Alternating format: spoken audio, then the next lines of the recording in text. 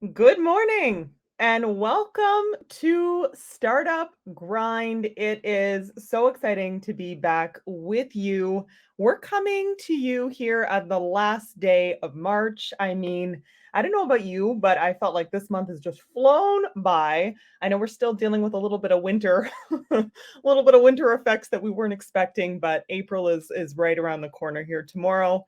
But being part of March means we're also still part of Women's History Month. It was International Women's Day earlier this month. And so I know that there's this real sort of empowerment theme around the topic of women in business and in entrepreneurship, as well as women in STEM. And the guest that we have today certainly falls into all of these categories. And so we have such an exciting interview to look forward to.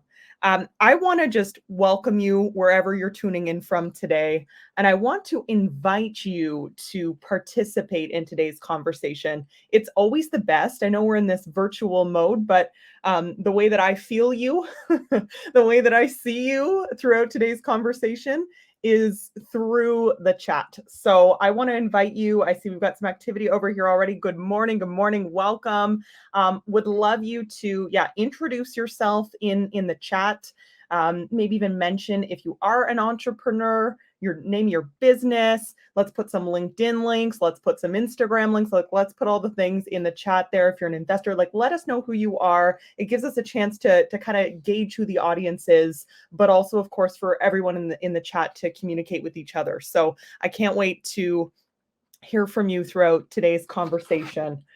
So I want to let you know that today's event is brought to you by Spark Center, a regional innovation center in Durham region. Spark Center has been doing some incredible work and are really building just such a remarkable hub for entrepreneurship. And I know they have even bigger goals and bigger dreams of where they're pushing to. They continue to level it up each year.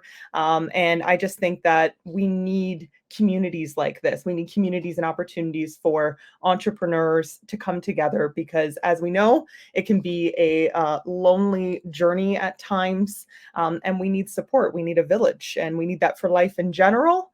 And especially when you're an entrepreneur, you need this community to kind of come around you and help offer the advice and tools and mentorship and resources to take you to the next level. So I'm really proud to be a Spark Center client and just grateful for their work leading Startup Grind.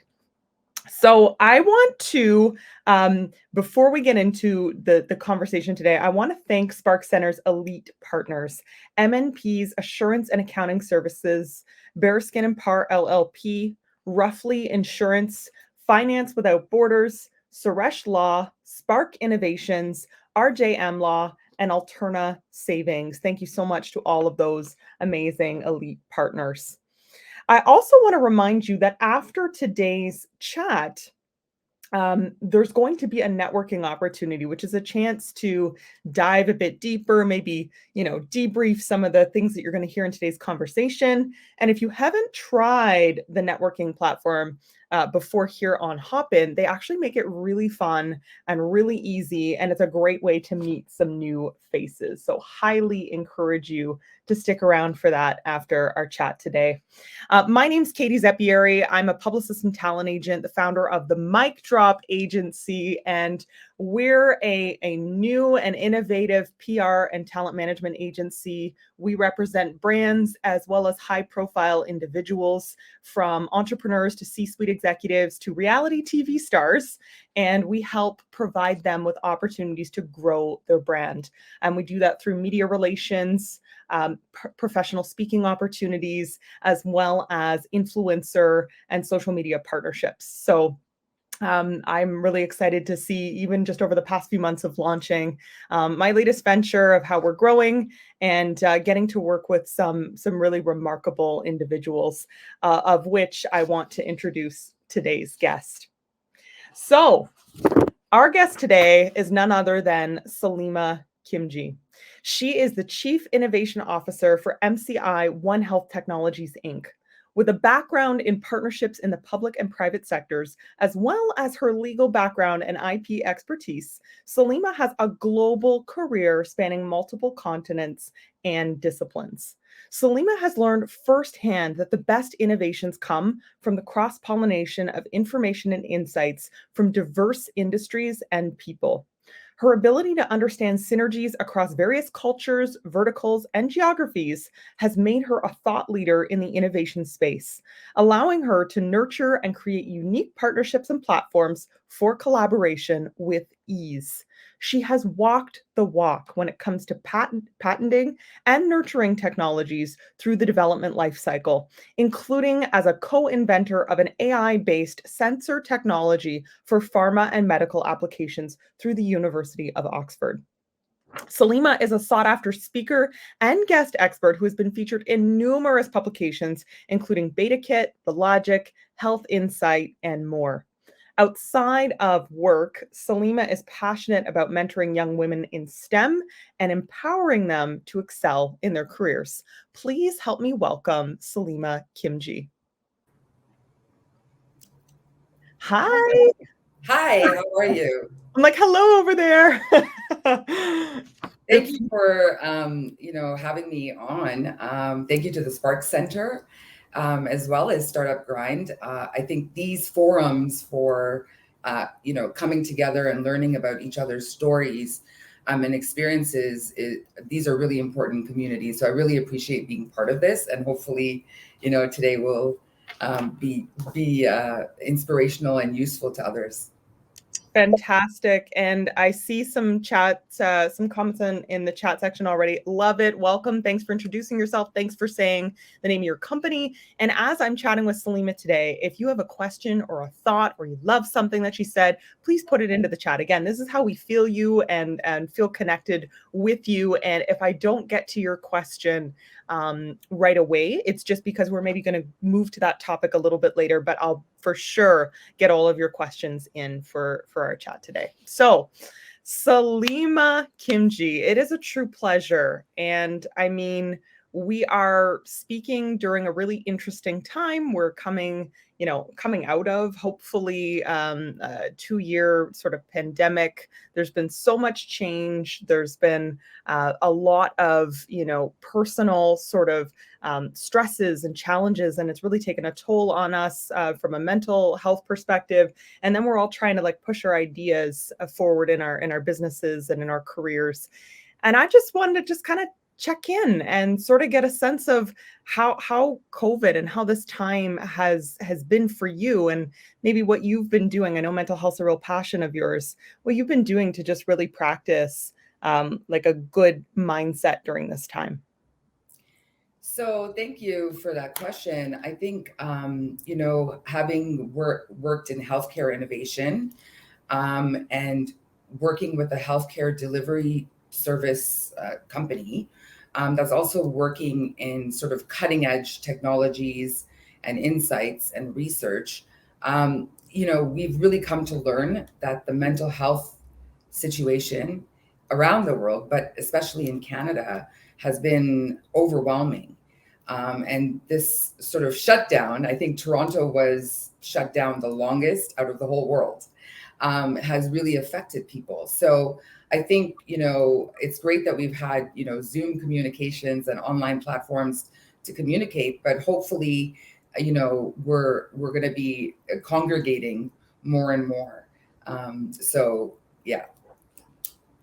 Well, I think you've really set the tone for even your background. And as I mentioned in your bio, what's so fascinating to me when I first like learned about you is you have so many qualifications and so many experiences in a wide range of fields. Like, help me summarize this for everybody. Like, you're a lawyer, right? You've worked in innovation, you're an entrepreneur, you're an inventor. What am I missing here? What else? What are some of these diverse sort of aspects of your background? Yeah, so I think it all started when I was, from when I was very young. And I think that it seems all over the place. I've worked in Africa, I've worked in Switzerland, I've studied all over the world, I've lived in the UK. And lived in many parts of the world and worked in many parts of the world, and in various different industries as well. But I think there's a theme that I'll try to piece together as to why I think I've had such a diverse experience. I think for me, the real question was, when I was young, was why is there inequality in the world? And the reason that question was such a burning question for me is that my family's from East Africa, and they, my parents came to Canada in the 70s, but we have a presence still in Kenya, and so I did a lot of back and forth. And every time I went from Canada to Kenya, even when I was 4 years old, I saw the difference. I saw the difference even within the communities in Kenya between the rich and the poor. The gap was so apparent. A child walking barefoot next to a Mercedes. And I think that for me, that was one of the questions of what can I do? Why is it this way? And what am I going to be doing about it? And I think because my parents were involved in so many international development projects from a young age, and that this sort of, idea that it's everyone's social responsibility to take care of the world, to do your part. And so from all of that, I needed to start forming a picture of why things are the way they are. And that's why I think that the experiences that I've, my work experiences as well as my education is really to try to understand, how does this world work at a global level, at a macro level, and at a micro level. And so I think for me, I think that the real question is not what is your profession and what is your education, but what is your purpose and what are you going to do? And in order to do that, you have to form a pretty broad range perspective. And that's what I've tried to do, whether it was studying economics or trade or international law or human rights or innovation or technology, all of this kind of pieces together. And I think, the pandemic has shown us how small our world really is and how connected we really are with the rest of the world, and what happens in Africa, what happens in Europe, what happens in Russia affects us directly. And so I think that that's the theme. The theme has been, why do these problems exist, and what can I, as in my own right, do about it? And I think that that's such a beautiful mission to build your life and career off of. I think when, people are getting started in their journeys, maybe they pursue post-secondary education and they're trying to think about what they want to do with their life. There feels like there's a ton of pressure to know exactly which lane to go down, know exactly where you should go. But for me, what's fascinating about your story is it feels like you just kind of pursued passions and areas where you found strengths in your own abilities. And it's almost as if, from the outside, it's like they all have fit together now to create this really unique narrative and skill set for you. Was there any point in that journey where you felt confused about sort of which path to go down and which path to pursue? So, that's a really good question. And actually, there was a lot of confusion. And I don't necessarily think that I've fully figured it out. But I think what I've learned is, growing up, I started in STEM. Even though I was excelling at school, according to my parents' standards, coming from the Cambridge academic system from Kenya, what we were learning in school for mathematics and physics and stuff was just too elementary. And so I was doing university maths, physics, chemistry at home, but still going, when I was in primary school, I was going to high school for math, so on and so forth. And so I was really sort of pushed towards science and STEM being sort of what I needed to do. And I really sort of, when I was younger, I thought, okay, I'm going to be a doctor or a dentist or a surgeon, go into the medical field or the engineering field, but it was all STEM related. And I think that, this is one of the things that I've learned is that as much as you try to plan your life and as much as you set goals and so on and so forth, sometimes I find that the greatest opportunities or the greatest learnings or the greatest failures led to the sort of, a broader perspective, but places that I didn't actually think that I would go, or things that I would do. And so I think for me, I always say that, you plan this way, but life happens sideways.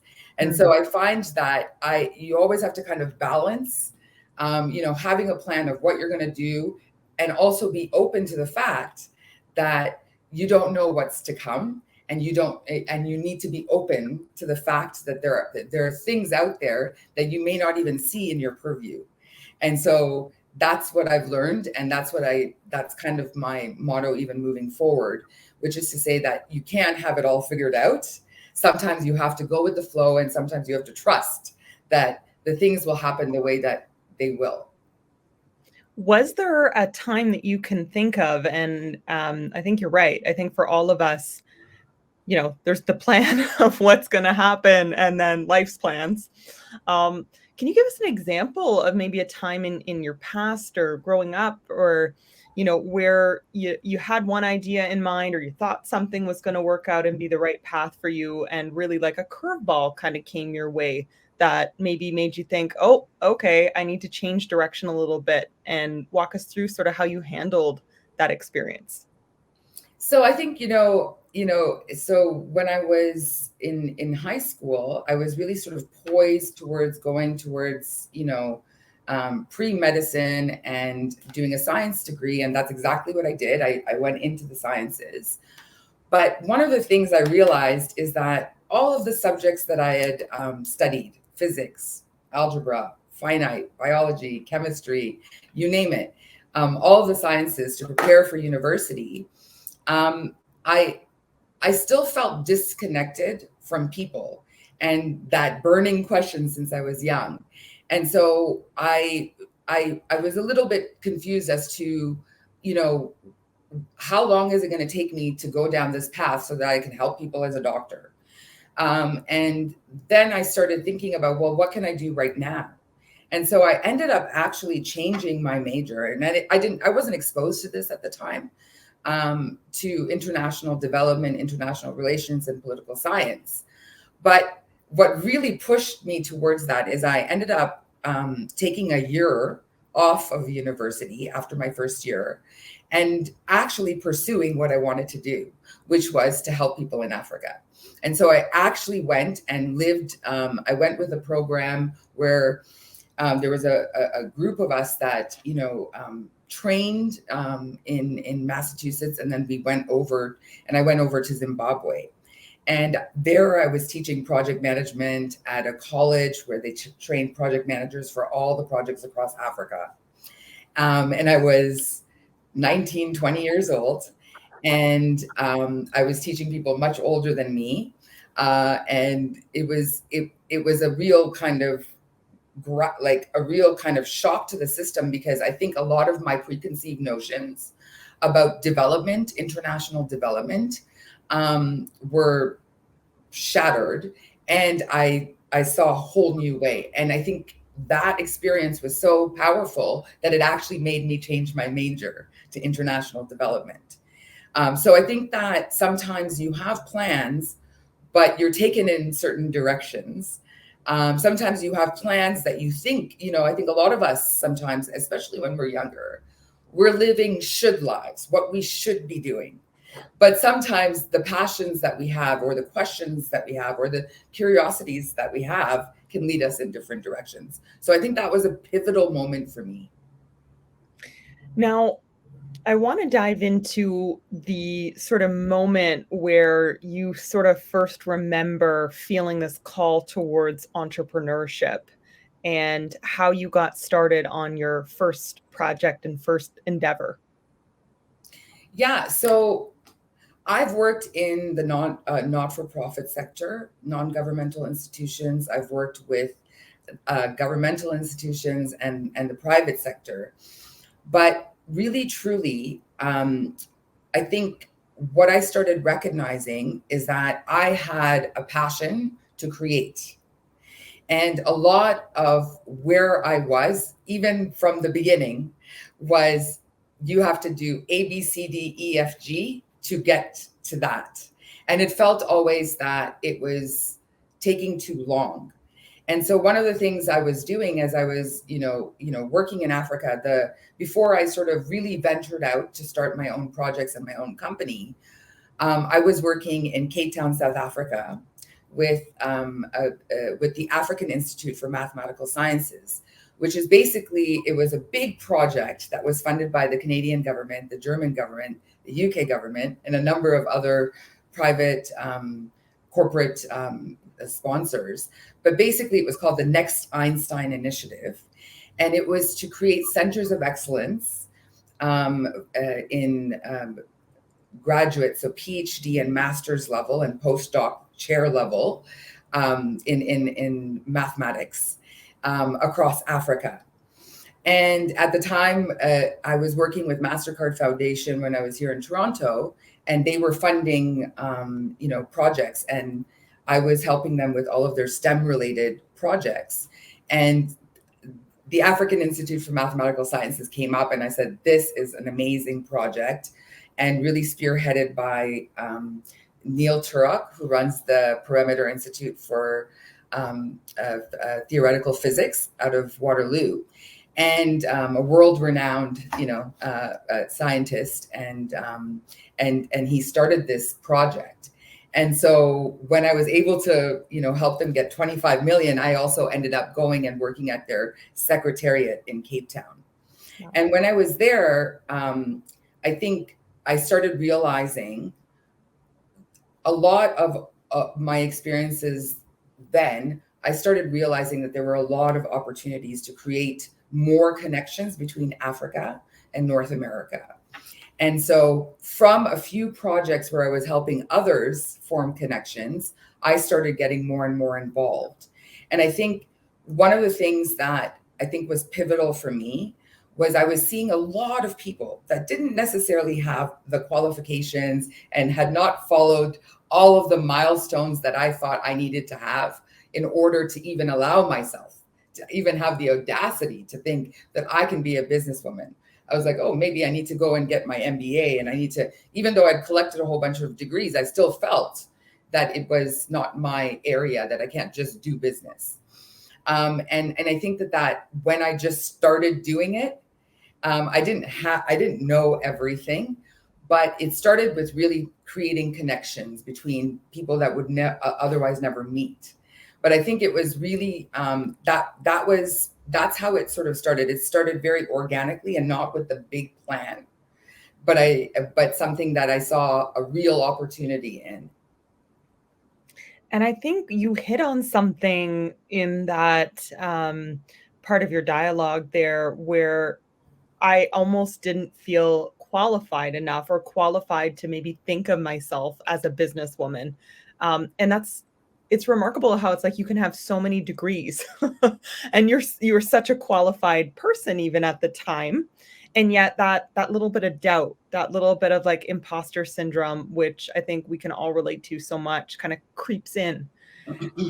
Talk to us a little bit about how you handle those feelings of self-doubt or the moments of imposter syndrome, and how you sort of help push through those feelings. Yeah. So I think for me, I would say one thing that I'm really lucky with is that when I was from a young age, I had a really sort of, maybe you'd call it a tiger father, right? Really involved in my education and really promoting me to excel. And I think one of the great things, in the generation that I grew up, it was always presumed that boys were better at math and sciences than girls. But for me, I never grew up with that. I grew up with, you are equal to a boy. You are, intelligence has nothing to do with gender. Intelligence has nothing to do with race. And so I always operated like my standard was also my father's standard for me at the time, which was higher than the Canadian education system. And so I always held myself to a higher standard, but I didn't actually grow up with this idea of imposter syndrome when it came to academics. But it was almost like, this belief that, oh, this is the academic path and the education pathway, and this is the people that went and did business, right? And so I think for me, it was more, I think what I learned from all of this and what I'm still learning is that most of us are, validated by our grades or our accolades, or our validation comes from our bosses and or society in general. How many likes do you have? How many followers do you have? Do people like you? Do people think you're smart? But you have to have a standard for yourself. And I think that that's such an important thing. Everyone will tell you what you can and cannot do, but only you know what you can do. And sometimes I think, I use the word audacity. I think sometimes we feel that we won't do something as good because we're not specialized. We haven't studied it for 10 years. We haven't, we haven't been in that area.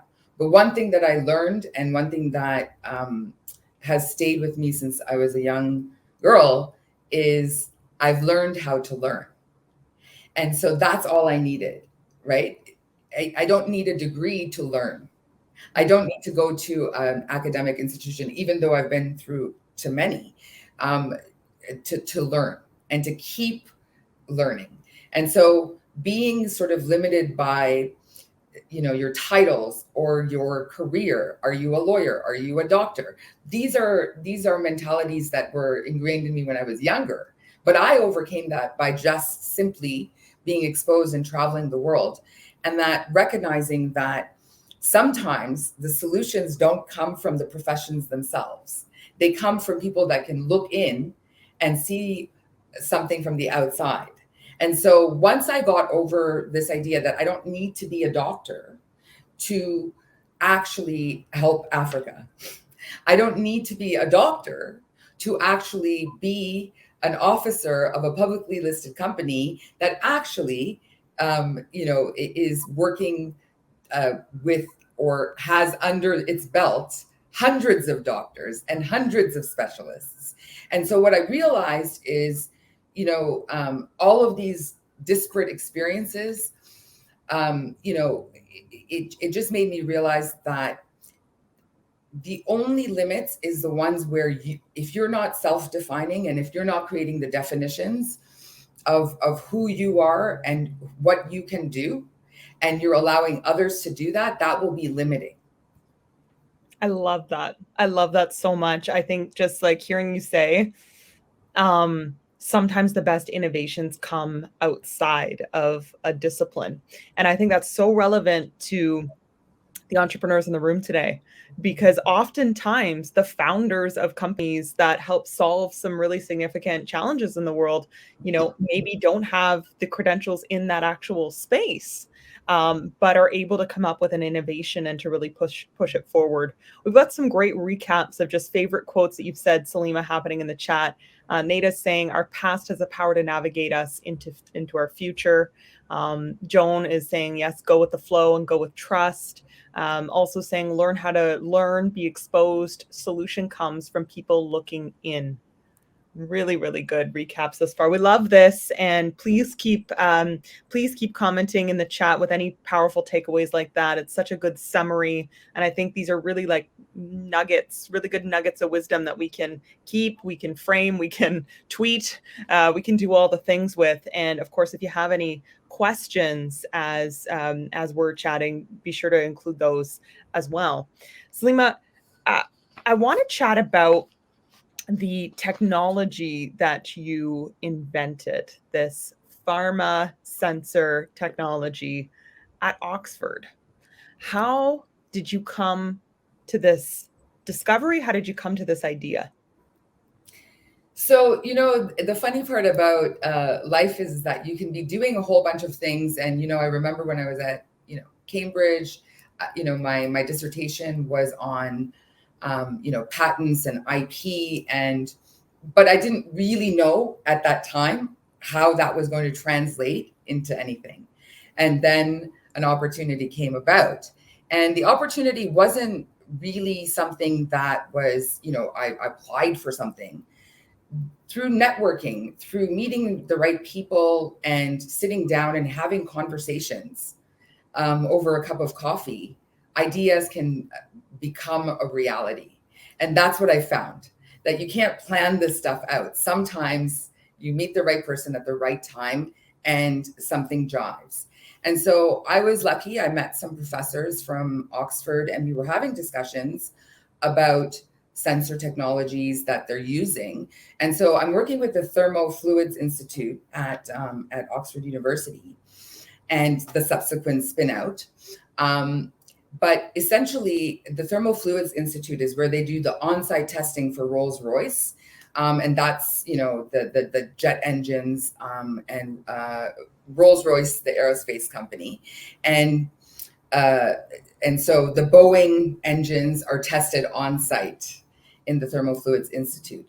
And so the sensor technology was originally developed to really be doing oil condition fuel monitoring on these planes. And so it was more developed for a very specific industry. And what I found is that when I went into this Thermofluids Institute, it was mostly men. It was mostly white men. Most of the women that were there were administrative staff. You had a few PhD students, but it was very much a very sort of homogeneous group of people working in the aerospace and NASA projects. And when we were having discussions, it was really about kind of saying, okay, so this sensor technology can do what? Oh, it can monitor in real time, whether it's a solid, liquid, gas, it can sense, right? And it can make conclusions about that. And so I said, okay, well, what are the other applications that can be applied to this, right? And so we started talking about, other applications in other industries. And the reason that I said a pharma application, was because I had spent so much time on the African continent, where counterfeit drugs and falsified drugs is a major issue. And so it was kind of to say, okay, the applications of some of the greatest technologies have not even been understood because they're sitting in one industry. And it takes people that are connectors or translators to find the synergies. And I see myself as that. I'm a connector. I connect ideas. And I think in that sense, it was to say some of the technologies that we've actually developed for a specific purpose may have utilization to actually solve world problems, global problems.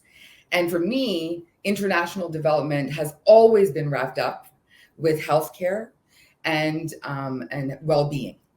And so I think that it organically sort of developed, and through my networks, we started projects with, the Food and Drugs Authority of the government of Ghana to do validation projects with the technology.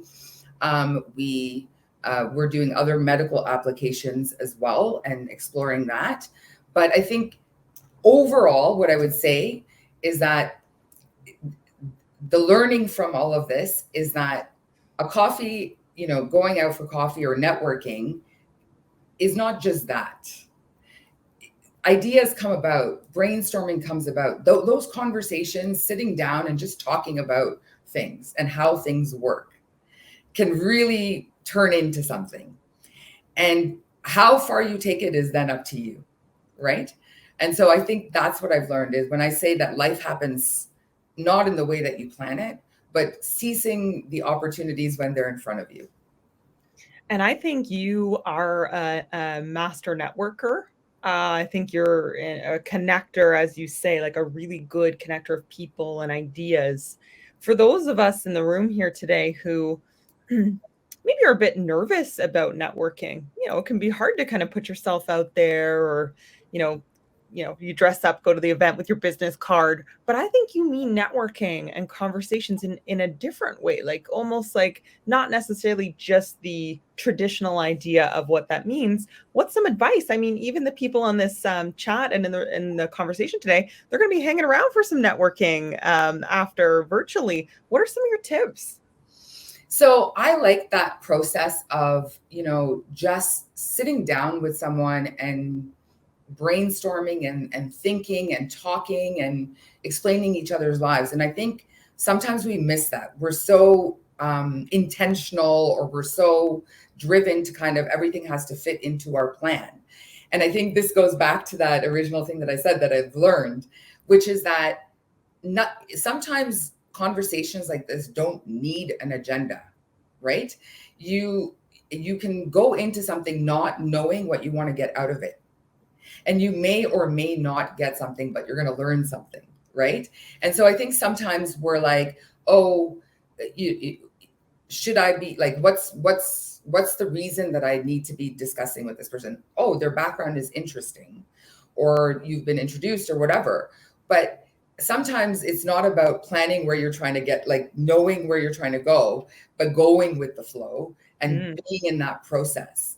And that's what I've learned, is that it's the agendaless, conversations and networking that you do just to know people, just to be curious about people's experiences.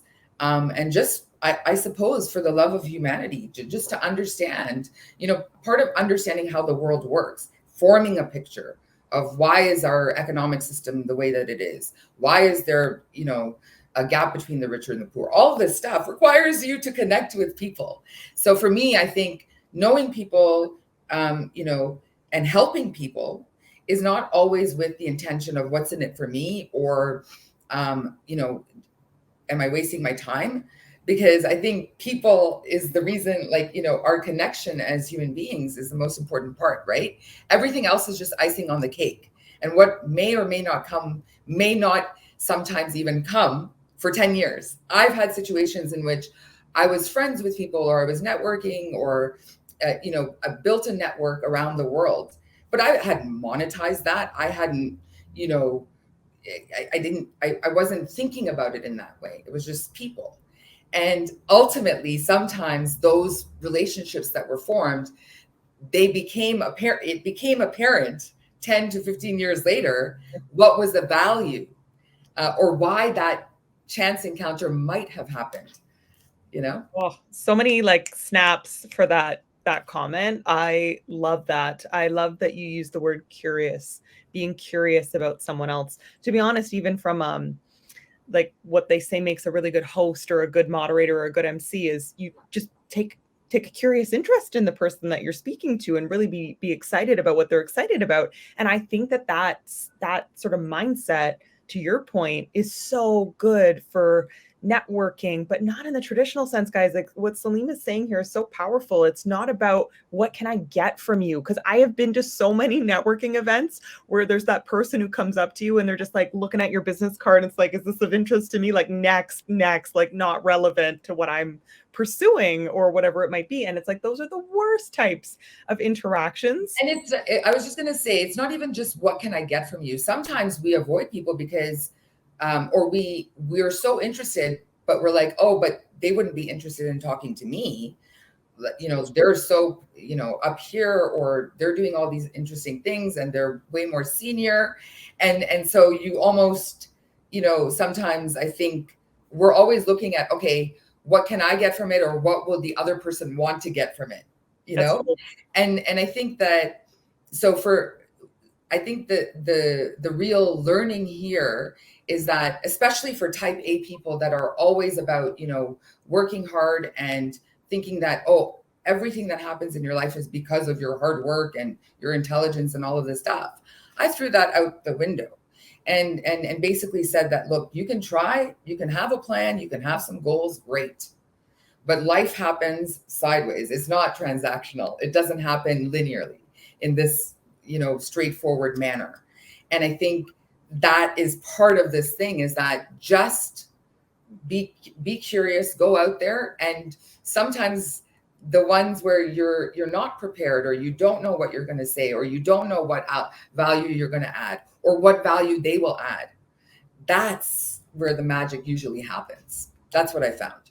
Ooh, so good.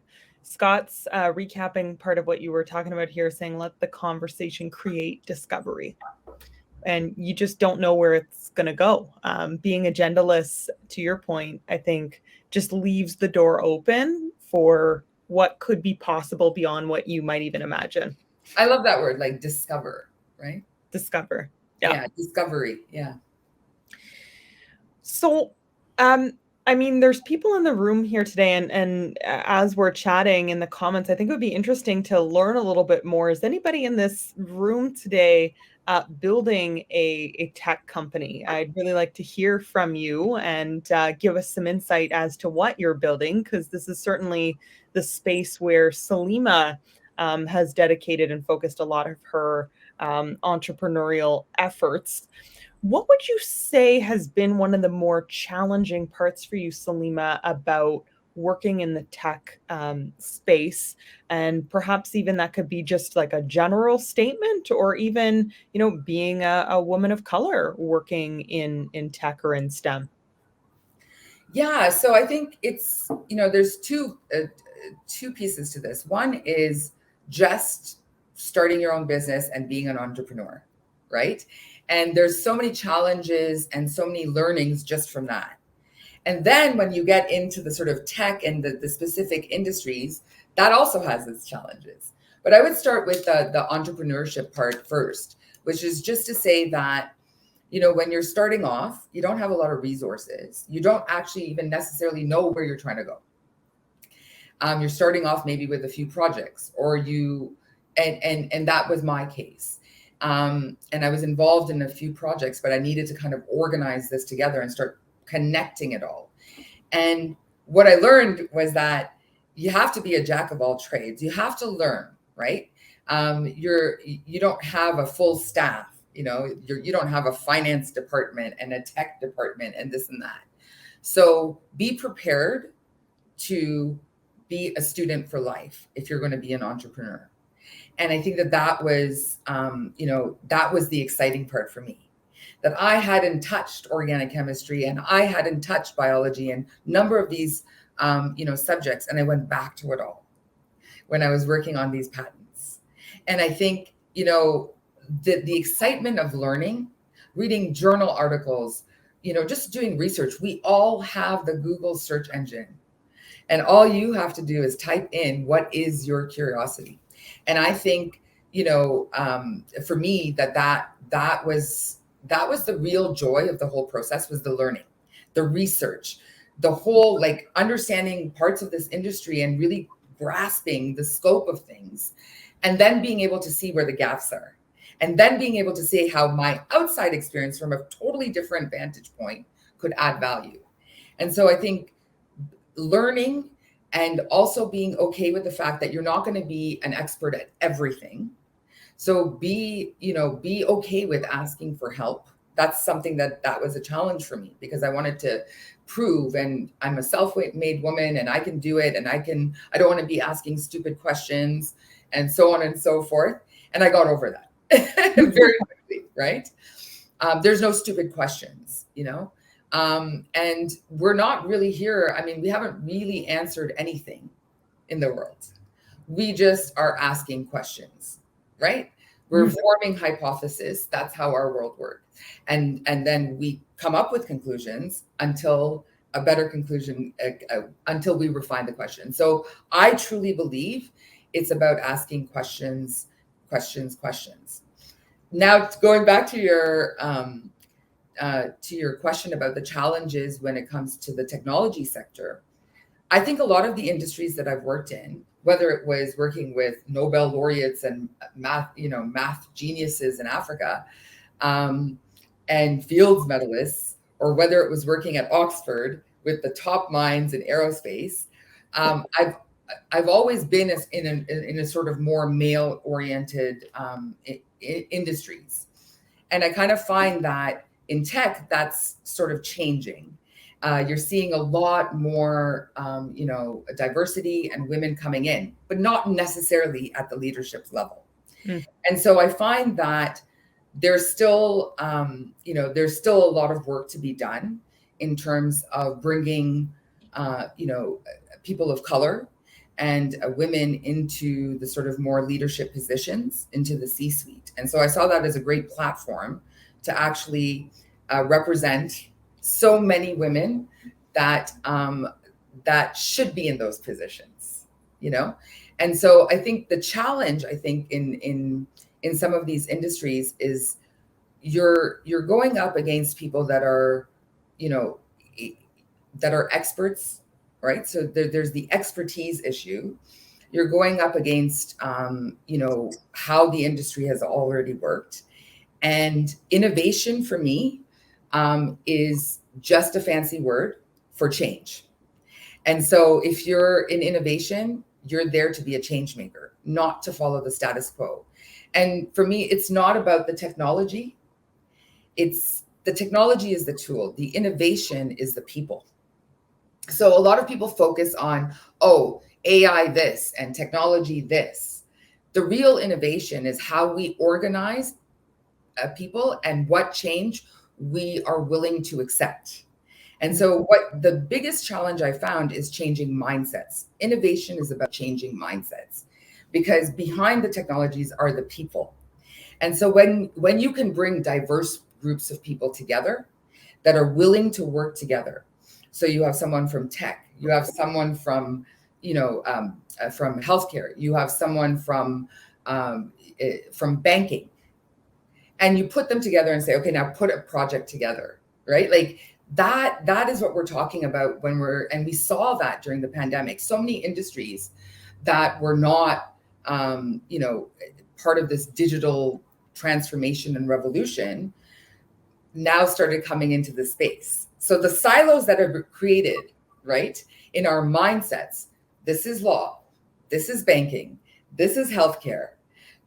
As the silos break down in our own mindsets as to how everything connects, then that will be reflected, And so I think the biggest thing is that you don't have to be a technology expert to engage with technology.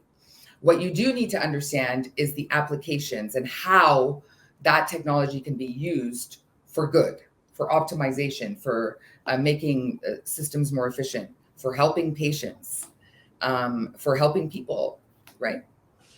Scott's summarizing your message here with, we get lost in the tech and forget the true why, which I think is so powerful. Now, I love your concept of innovation because I think it's really unique. It's funny how we've chatted about this. It's simple, but it's profound. Like thinking about the people behind the decisions and giving the opportunity for innovation. Let's specifically focus on healthcare innovation for a moment. That's been part of some of your recent work, as a Chief Innovation Officer at MCI Onehealth. I know this is something that's been a passion for you, healthcare innovation for some time. What does that look like in your opinion? What does the future of healthcare innovation look like? So I think COVID and the pandemic really, really stirred things up and really gave us a huge kind of push towards the future of healthcare and the future of research and advanced research in the healthcare space. And I think that for me, if I was to sum it up, it's about connecting the disconnected. We talk about a fragmented healthcare system. We talk about, silos. We talk about a disconnection in terms of how we understand people. Why is your dental record sitting over here and that your medical doctor, that your family doctor that you see every day or, most frequently is sitting over here, and then your hospital records are sitting over there, and we don't have a full picture of who you are. So how can I make decisions about your well-being, and how can you make decisions about your well-being? So part of all of this is about connecting the disconnected to form. If we're going to understand well-being, we need to understand every aspect of who you are. Because when I understand you, I mean, this is the part of innovation being about people. When I can understand and form a picture of who you are, what your life has been, what your family history, so on and so forth, then there's so much more that can be done from a prevention standpoint as well. And so one of the things that, it's not just about connecting information, it's also about connecting industries. Pharma sits here. Academic institutions and research institutions sit here. Healthcare delivery sits here. Hospitals sit here. Primary care doctor sits here. Specialists sit here. And none of them are speaking to each other in an organic, connected way. And that is part of what I have been working on. So we were working on a project with Stanford University to kind of actually figure out, well, wait a minute, how does cutting edge research at Stanford in genomics get down to the nitty gritty of the primary care level? How does it connect? Because it needs all of that data to fuel the research. But a lot of the insights also need to be coming back into the primary healthcare system so that doctors can be using that. And so creating innovation then is really about creating new ways of communicating and bringing people together. So the innovation is more the connecting things that were sitting separately and understanding why they need to be speaking together. Why are your dental records so important for a doctor to have? Or how is it connected to your mental health, your dental health? And understanding as we form a picture of how everything, so this is kind of that existential question for me. How does everything connect? And so I think because I come from that mindset of trying to connect how it all comes together, genomics and the future of medicine and personalized medicine is exactly that. Connecting everything to really form a picture of who you are so that eventually one day I can write you a life prescription from birth. Wow. Wow. Okay. I just think that makes so much sense to me, and I do feel the disconnection in our healthcare system, and we're not seeing the whole person, right? Like we're just seeing a piece of someone in each of these different appointments that we're going to. So I love your vision for what you see, and I love that you're working to help build that solution. Yeah, and I think thank you for saying so. I think this connecting the disconnected. I mean, I'm talking in the healthcare sector, but it's also about connecting sectors.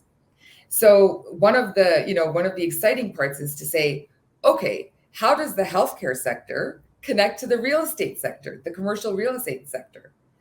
Why does it matter that those two are connected? Because right now we're talking about healthy people in healthy buildings, right?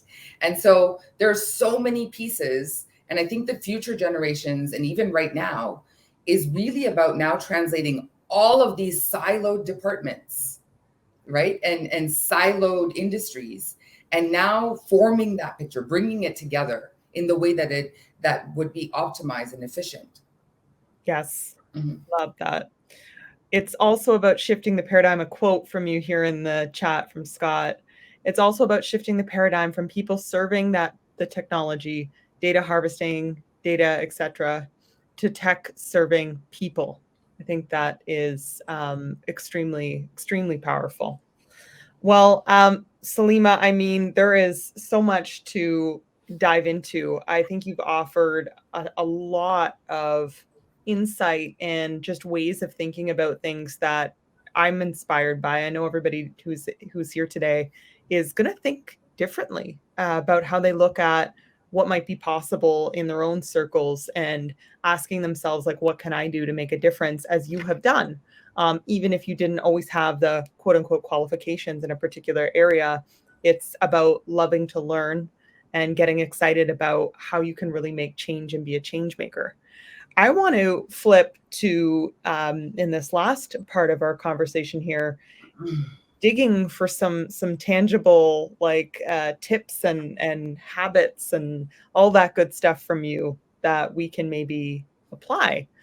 I want to find out how you keep productive and how you stay on task. If there's any systems, lists, processes that you really like to keep for yourself that help keep you organized, focused, and make sure that you're working towards, the right opportunities. That's a really good question, and I don't think I'm the expert on that. In fact, I think this over COVID, and I think this is the experience of a lot of people, is working from home is the opposite of finding work-life balance. And especially launching an IPO and everything that goes into that, I sort of just became like the balance was completely off and I was completely, just working. But then I saw the irony, the hypocrisy, and the sort of, I think the true irony of working in healthcare and building mental health platforms and working in the cutting edge of genomics and mental health and not taking care of oneself. So burnout, I for the first time I understood, I had to actually look up the definition because I didn't actually fully understand what burnout is. I think a lot of people are suffering from that, not having that balance. So I'm still working on that, and I think a lot of people, that are entrepreneurs are constantly working on or need to work on. That would be my advice, is that there's something to this balance. More hours of working and less sleep doesn't translate to more productivity. And I'm still trying to train my brain to understand that very simple thing, that sleep is actually an important aspect of being productive and being healthy and being happy. And so I think I'm taking a lot more time to actually work on finding that work-life balance, or just balance in general. That what we do, is only one aspect of our life, and we can't. Sometimes when you're really trying to excel, or when the pressure is on, or when especially for a lot of entrepreneurs that are probably tuning in, that you don't have the choice. You have to work, but you have to still understand that having the balance will push you forward. Because if this isn't okay, then anything that comes out will not be okay, right? You'll miss things. The gaps will be there. So don't feel, I think the biggest thing I've had to learn is don't feel guilty for choosing you, because you have to be at your optimal self, mind, body, and soul, to be able to go out and be successful. So choosing you first and working on that balance is such an important part. And I've learned that. I've learned that many times and had to relearn it, and I still am. No, that is so honest, and something that I think we can all relate to here. I love Nada's comment. Saleema, I love your perspective. Very insightful. I look up to you and hope to reach the point you are standing now. Beautiful comment. Thank you so much. Thank you. That's so nice of you to say. One of the things I've also learned is that when I was growing up, I didn't have, I had parents that were in the medical and science and engineering fields, and it was, there was no real person. There was many people along the journey, but I didn't have that kind of example, right? And so one of the things I actually, think is such an important part is that, when you say, I hope to be where you are at, oh no, I hope you go much further than that. I wasted a lot of time just trying to figure out what that thing is. And maybe it's not a waste of time because it's still in the making, right? But I spend a lot of time with the younger generation because I didn't have it. I didn't have someone to say, yeah, that's obviously you can do this. Because there was no one saying that to me. There was always a lot of people saying what I needed to do to get to somewhere. Not that I can just do it right now and This is how. And I remember one example is, I work with a lot of younger girls who are, 14 to 18. And one of them, she's, top of her, she was top of her high school. I was helping her build an NGO, which was working on ending maternal mortality in Nigeria. Great, right? 16-year-old from Toronto doing this, right? And, she was talking to me about, universities and this and that. And I said, you should apply to Oxford. They're always complaining that they don't get enough applications from women. And she was applying for engineering. And I had to actually spend enough time with her to say, of course, you're the perfect candidate for something like that. And so she actually applied.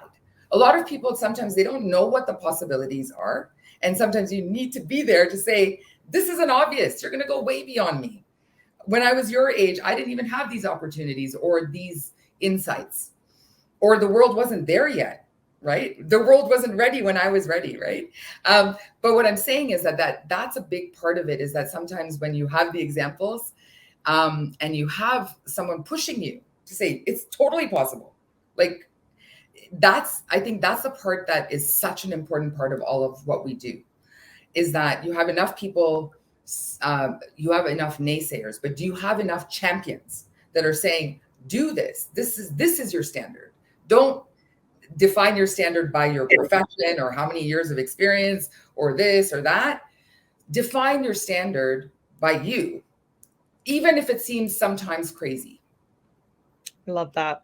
Mm-hmm. And our Spark Center president and CEO, Sherry Colburn's in the audience here saying, we all know what happens to kids when they don't get enough sleep.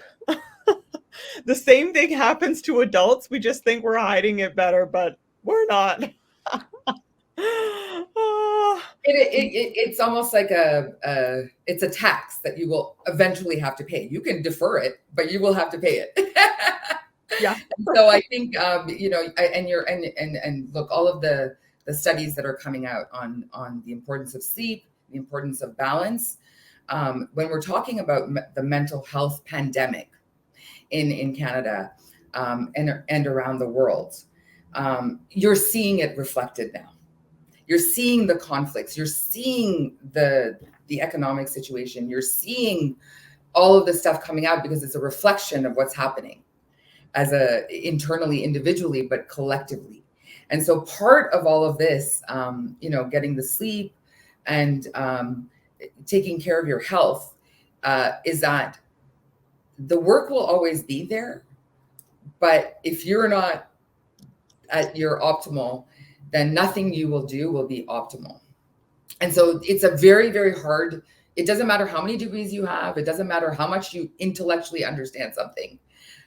Our programs are there. More hours spent working is more productivity. We still have it. It's still there in the back of my head. So I'm trying to train the brain to constantly say, no, if you do this, you actually don't know the possibility of what you could have done and how much more productive you could have been, because you thought that by not sleeping and doing an all-nighter, somehow you were going to do something greater. So, and I think everyone does this. I know I'm not alone there. Danae is saying, hi, Saleema, your optimism shines through, and that is really powerful internal drive. Personally, I try to always be optimistic, and seeing an example in you is powerful. Oh, thank you. That's so kind. Good room here, everybody. Good feel-good room. This has just been an extraordinary chat. I have two final questions for you, Saleema. Any last comments from the group here? Any last final questions? Please feel free to put them in the chat. As we're talking, there are 2 links that have been shared to connect with Saleema or myself on LinkedIn. So we invite you to do so. Saleema's a wealth of knowledge, and I know that she really cares about mentorship. And so if you have further questions beyond today, I invite you to reach out to her directly. Saleema, I'm continuing to push for these tangible tips because we're just trying to soak up more of how we can learn from Saleema here.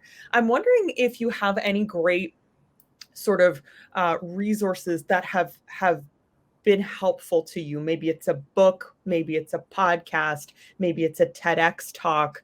Maybe it's someone that you follow or admire. What have been some of the sort of resources that have really made an impact on you that you would recommend?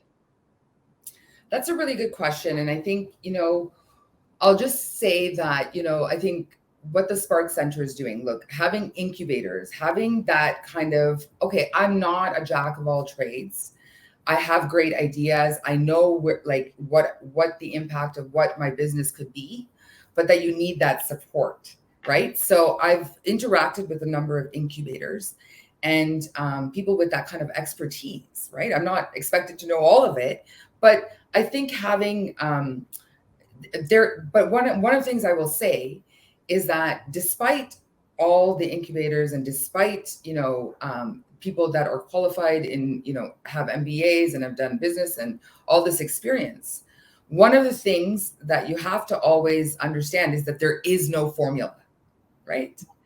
There is no one set way. And what works for someone, the lucky part for me as I've traveled the world is that part of the reason that I have the confidence, I don't know if I have full confidence, but at least I had the audacity to go out and do things, is because I thought you had to be like an Oxford professor. And hence the reason I went to Cambridge and why I was doing all of that, to be able to do some of these high level things. But the people that are running billion-dollar companies were high school dropouts that I was meeting. And so it started to dawn on me that, look, you have to, there are a lot of people around. There are a lot of programs around to support you in your journey. But no one has the formula. So be okay with the fact that you not understanding something and you having to figure out how to do that yes, there are, this is how you write a business model and a business proposal. This is how and there's templates, but be okay with the fact that how you show up in the world is going to be completely unique and there's value in that. So I think it's finding a balance between the formulas that are presented to us in business school, in academics, in our industries, and so on and so forth, but finding your voice in that and being okay with the fact that you don't know it all, but that no one knows it all, and there is no formula. So there are pieces of the process and there are people along the way. So what I do is I spend a lot of time, and I would highly suggest this too, is when you are researching, when you are on LinkedIn or any of these things, reach out to people. You never know what you're going to get. Sometimes people will respond, maybe they won't. But, part of the learning process is learning through osmosis, being around the people and talking to the people that have gone through it. So there's a lot to learn from a lot of other people's experiences. But remember, your experience is going to be different. Your journey is going to be different. Your context is going to be different. So know the pieces where you can, get support, but at the same time, also be okay with the fact that it's part of the journey. You're not going to know it all. You're not going to have it. It's not going to be perfection. And I'm a huge sort of believer in failing forward. I don't actually think it's failure. It's just learning, right? Yeah. You're just learning. Yeah. I love that. And Sherry's got some additional thoughts building on what you're talking about here. Sherry says, I don't think balance is a function of equal time in work and personal life. I get intense joy from an afternoon in the garden, and it can refuel me for days of slogging. But each person needs to know their triggers and drivers. We are all unique. She also says, you make a great point, Saleema. Exposure to diverse cultures and people makes you more resilient because there is no one way. I think that ties so well to even your discussion point there, Saleema, on perfection and it just not existing. It's recognizing that there's more than one way to the top of the mountain. And I totally agree that it's not about equal time between work and life, because this is again a very siloed mentality of healthcare sits here and dental sits here. There's one Saleema. There's one Katie, there's one Sherry. And your life, your work and your life are not these separate things, right? They are, but we've never had to actually think about it that way, right? I think the pandemic really kind of put that on us, that we had never had to like, oh, we'd go to work and then we come home and we'd have a segmented, life. And now that it's all kind of coming together, that's an opportunity for us to now form a picture that is more holistic in our mind. So the balance is actually about that mental health and stability, and I'd say, emotional balance, and reforming our mindsets around what the future of work is. How does work and life, like what are these two disparate things that we've always kept as separate that are fighting each other? No. How does it come together as one piece, right? And to help take us home here today, Saleema, my final question is, what's next for you? What is on the horizon? What are you looking forward to? What are you excited about in the months, the year ahead? So, I think I've said it from the beginning that, I'm learning that sometimes you don't know where you're going, but you know that the questions you're asking are important, right? Because I think I truly am, I don't necessarily know what the future holds, but I do know that all of the experiences that I've had are helping me to refine that question about how this world works and what I can do to interact with that and with people and help people, right? Because this is a big part of it. I think we all are genuinely people who want to be loved and want to help others. And so if you can find the gaps where you can add value, that's the most important thing. And so I think it's not ever about the answer. We'll never reach the answer. It's about refining the question, and refining the question is to continue on being okay with not knowing the answer. Ooh. Yeah. Okay. Well, That's good. It's deep. It's good. It challenges you to think so differently about, how we think about the future. So I really like that. We have a question that came in here from Nada. Saleema, thanks for sharing your priceless experiences. I would like to ask about your main advice to a woman who's at her first steps to be an entrepreneur in Canada. that's a really, really great question, and I think this is such a topical area that I'm kind of passionate about as well. I mean, we know that the banks, the funding structures are not really there at the same level to support women entrepreneurs and women in innovation, but there's been a lot of strides forward. And so I think part of your first step is to educate yourself. And I'm happy to have a conversation anytime to give you some tidbits, but to educate yourself on the landscape. What's happening in Canada? What are the structures from a governmental perspective? But also, there's so many angel investors, incubators, venture capitalists that are now specifically focusing on women, right? And so there are a lot of support systems there, but it's about actually doing some desk research as well, and then having those conversations. So now you're going to have a conversation with me, and you're going to know a few more places. And then obviously the Spark Center, that's that's a great place to start, because I think sometimes you have to first get to a point where if you're asking the right questions, right? What are the questions that I should be asking? What are the resources that are out there? So that's where I would start, is to start, to just, Google, start there. But then the conversations with, Katie, myself, all the opportunities that are available, I'm happy to help. That's excellent. And thank you so much for that question. If you look back a little bit further in the comments section here, the chat section, there is a link to actually connect with Saleema on LinkedIn. If you wanted to dive into that even further, totally and completely invite you to do so. This has just been such a good conversation today. I mean, some of the lessons that I'm walking away with include embracing the fact that we might have a plan for our life, but that life happens sideways, and we need to be able to adapt to these changes and actually see opportunities in them. I've got a takeaway of thinking about innovation differently.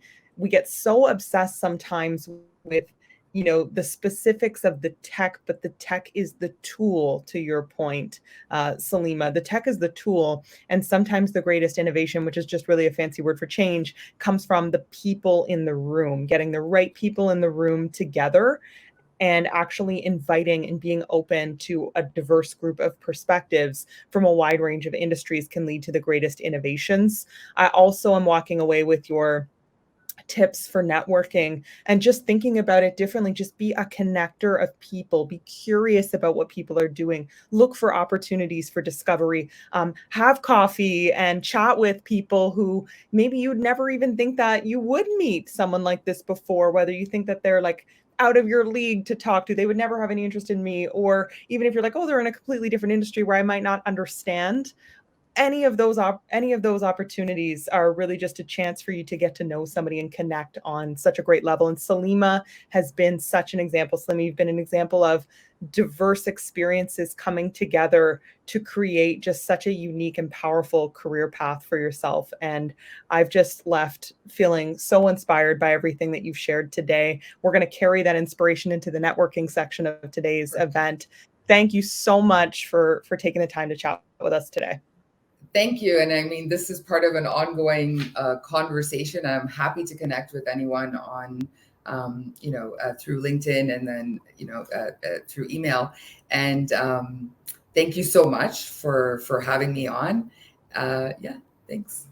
Such a pleasure. We'll say goodbye to you, Saleema, as I head into our closing remarks for today. Guys, this was fun. This was fun. It's been a little while since I've been here with the Startup Grind community. Always love being here, and I love getting to chat with such remarkable people, such as Saleema, who just really make you think different. Like, I'm leaving today much more inspired and certainly going to add many of her wisdoms into my own life.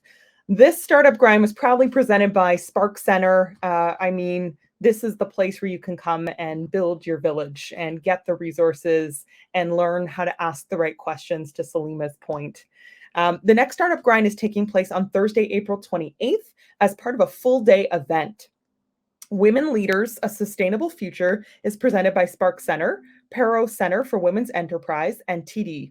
The Startup Grind portion will begin at 9 a.m. with a panel discussion, and at 11 a.m. there is a keynote presentation from Dr. Jane Goodall, world-renowned animal rights activist, ethologist, and environmentalist. This exciting event continues with many other speaker sessions in the afternoon. Head to one of Spark Center's social media accounts for the link to register for this free virtual event. That sounds absolutely amazing. Lastly, Spark Center puts out a quarterly magazine called The Spark. So cute. Business and Innovation magazine.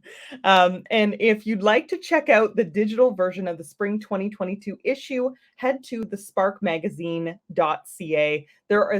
There are always powerful articles in this publication and lots of great stories to just kind of fuel your mind and make you think differently. Be sure to subscribe if you'd like to receive a free print and or digital copy of the upcoming summer issue.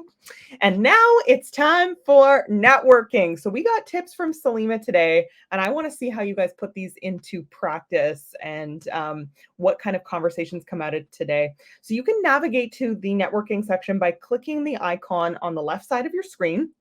You'll be paired up with one person at a time for 3 minutes. You can use this time to get to know each other, and you'll have the option to extend the session if desired. Once the time is up, press ready, and Hopin will automatically move you to the next person. Click the connect button if you'd like to exchange contact information with anyone. What an incredible way to put these tips on networking into practice. It's been a true pleasure. Thank you for having me. Thank you for being here. I can't wait to see what comes from all of you as you implement many of these discussion points into your own lives and into your own businesses and careers. Head on over to networking and enjoy the rest of your day, the rest of March. We're heading into April, heading into spring tomorrow. Thanks so much, everyone.